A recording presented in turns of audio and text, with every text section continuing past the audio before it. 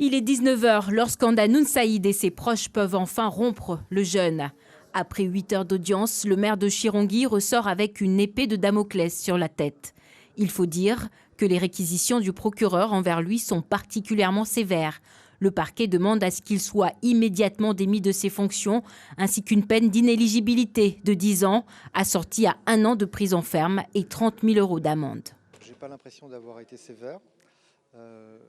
Le tribunal appréciera si les réquisitions que j'ai pu faire étaient conformes à la même, correspondaient à une interprétation de la gravité des faits qui était juste. Donc ils peuvent même me dépasser dans les peines. Donc voilà, moi ce sont les peines que j'aurais prononcées si j'avais été juge.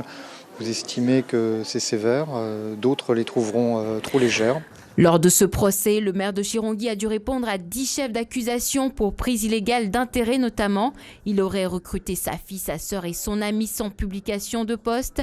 Il aurait aussi bénéficié de voyages financés par la mairie et de commandes sans appel d'offres à hauteur de centaines de milliers d'euros, ce qui lui vaut aujourd'hui des accusations pour détournement de fonds publics.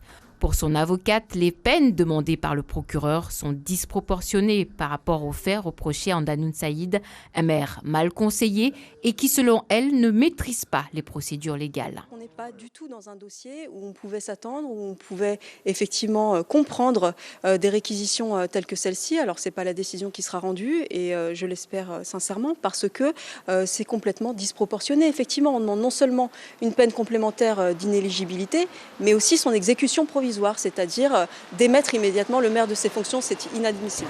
Le sort du maire de Chirongui sera connu mardi et c'est l'avenir de toute une commune qui se joue au tribunal.